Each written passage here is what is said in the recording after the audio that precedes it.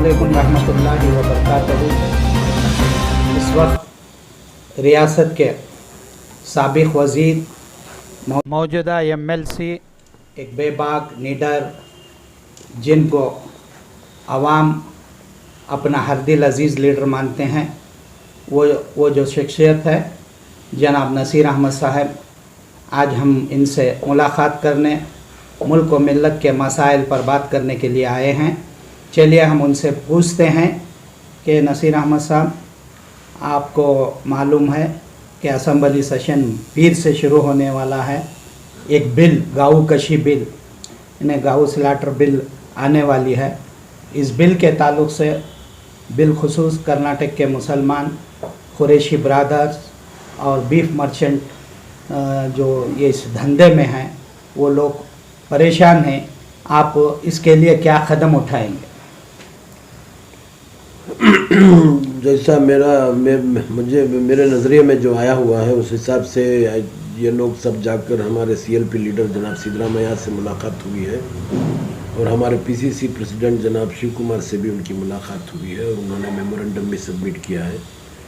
और हम लोग 6 तारीख को हमारी एक मीटिंग है, वो मीटिंग में CLP की मीटिंग है, उसमें हम इसके बारे में बहस करेंगे और इसमें सिर्फ असेंबली और उसके साथ साथ काउंसिल में भी ये मैटर उठाया जाएगा।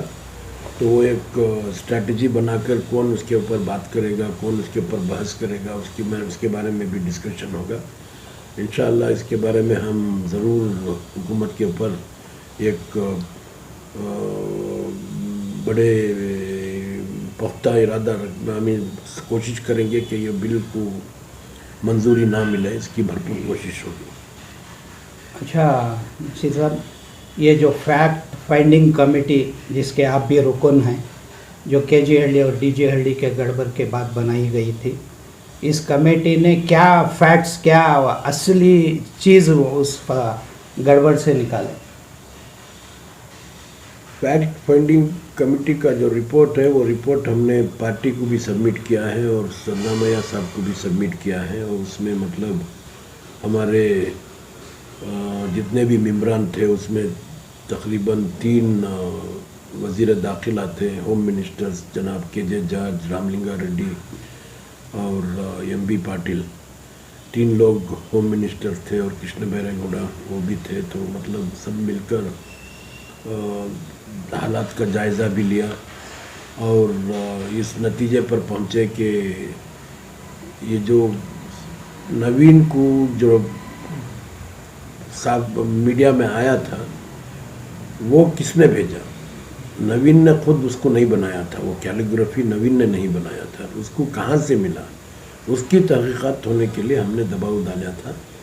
मुझे अफसोस के साथ यह कहना पड़ता है कि हुकूमत आज तक उसके बारे में बात नहीं हुई और उसके बारे में कोई खुलासा नहीं मिला।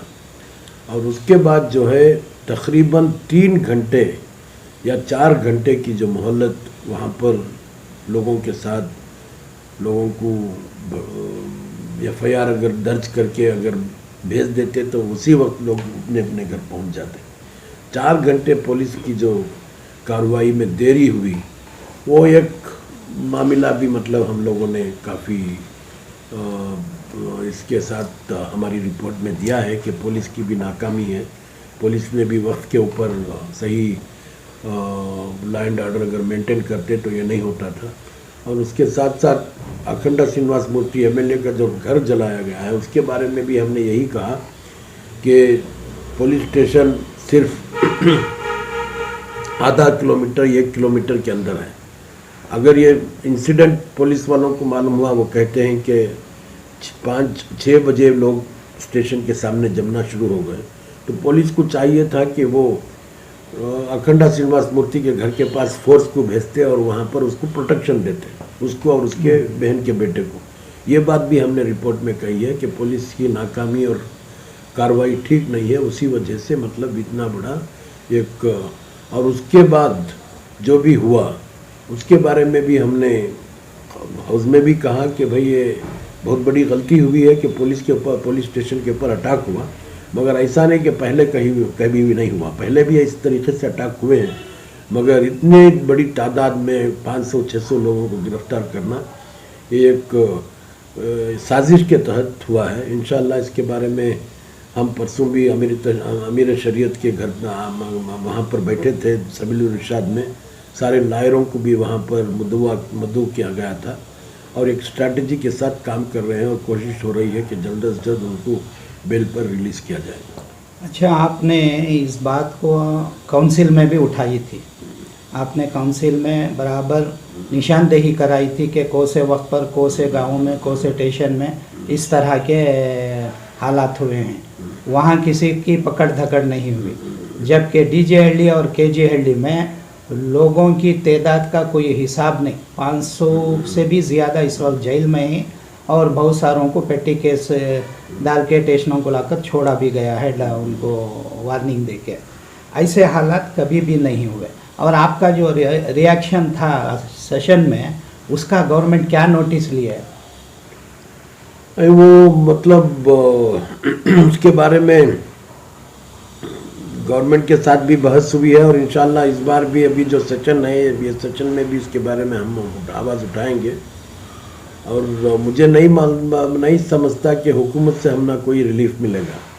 हमको चाहिए कि सिर्फ कोर्ट के ज़रिए से ही कोई रिलीफ मिल सकता है, क्योंकि हुकूमत ये साजिश के तहत कर रही है और वो आरएसएस के दबाव में है। तो हुकूमत के ज़रिए से मैं नहीं समझता कि हमको कोई रिलीफ मिलेगा।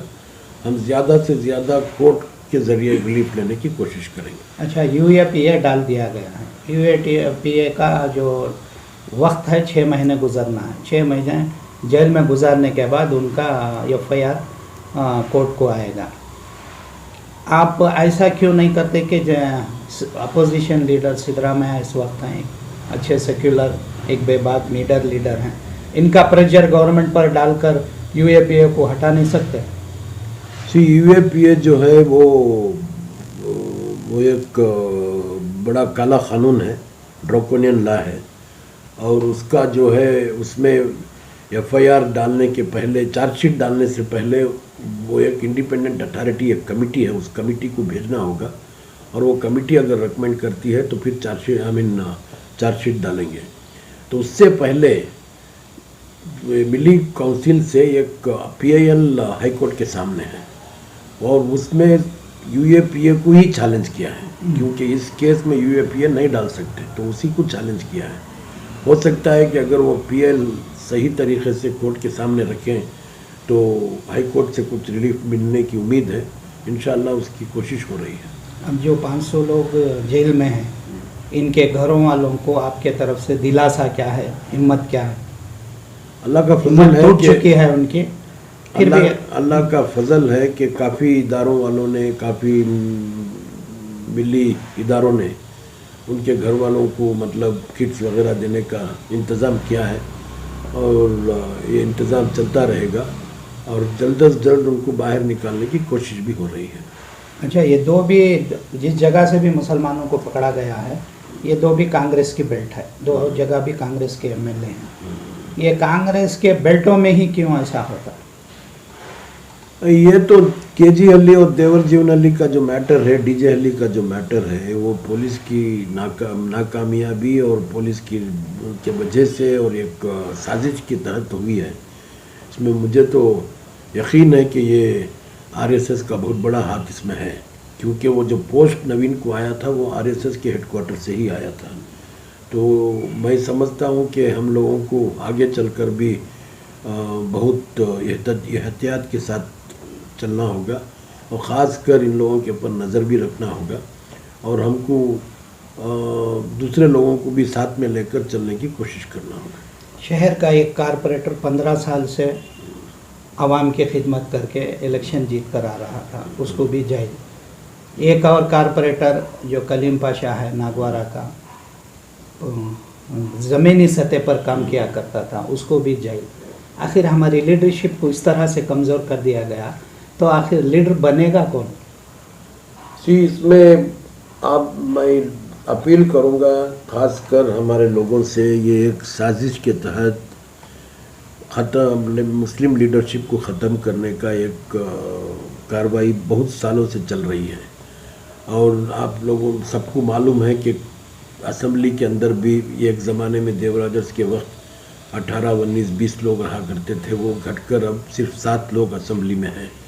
इसी तरीके से हर जगह डिलिमिटेशन के नाम से या मतलब कॉरपोरेशन के अंदर भी डिलिमिटेशन करके हमारे लोगों के एरियाज जो भी हैं उसको डिवाइड करके ये ख़ासकर माइनॉरिटीज़ को ख़त्म करने की एक मुसम्मम कोशिश चल रही है और साजिश चल रही है।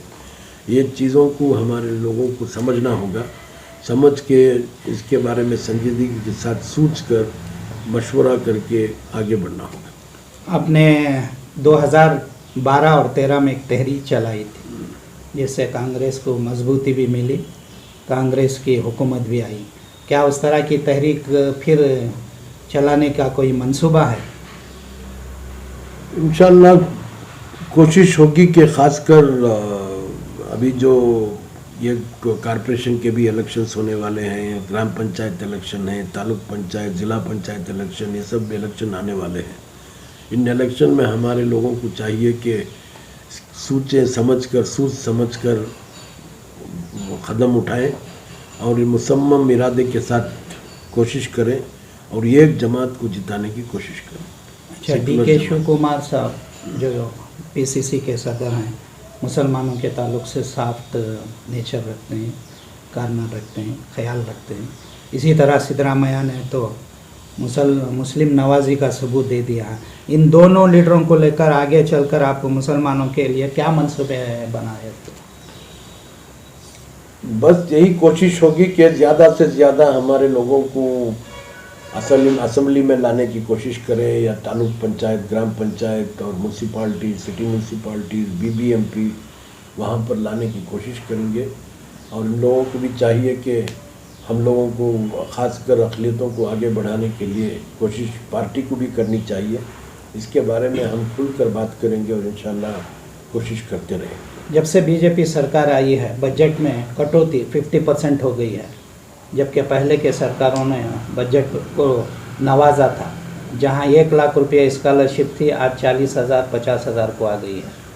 17 लाख अक़लियतों को स्कॉलरशिप दी जाती थी, अब तो उसका ये भी नज़र नहीं आ रहा। इस ताल्लुक से क्या है? ये मैं वही आपको जो पहले कह रहा था कि एक तरीक़े का मुसम्मम ये लोग RSS के हेडक्वार्टर में इसके बारे में फ़ैसला होता है और वो फ़ैसला इम्प्लीमेंट हुकूमत करती है। 3,200 करोड़ का जो बजट था उसको घटाकर 980 करोड़ रुपए कर दिया। और ये बहुत बड़ी अफसोस की बात है। और नाम जब हम बात करते हैं तो कहते हैं कि ये कोविड का जो सिचुएशन है, बहाना बनाकर रेवेन्यूज़ नहीं आ रहे हैं, गवर्नमेंट के पास पैसा नहीं है, हर डिपार्टमेंट में कटौती हुई है। बट इतनी कटौती कोई और डिपार्टमेंट में नहीं हुई। और 3,200 करोड़ से तकरीबन 980 करोड़ रुपया से काफ़ी जो हमारे तालिब इल्म पढ़ते थे, चाहे वो MBBS में हो या चाहे फॉरेन में हो, चाहे वो या मेडिकल में हो या डेंटल में हो या इंजीनियरिंग में हो, इन लोगों को बहुत बड़ा, और जो हमारे ख़ासकर जो स्कीम्स थे, हरीवू स्कीम था, फिर विद्याश्री स्कीम था, इसमें सब ओवरसीज स्कीम तो पूरे तौर से निकाल दिया। तो इसमें से काफ़ी मतलब हम लोगों को नुकसान हुआ है। बस यही कोशिश होगी कि इन लोग इन स्कीमों को बहाल करने की कोशिश करेंगे और ये मामला जो है असेंबली में भी और काउंसिल में भी उठाएंगे। शुक्रिया साहब।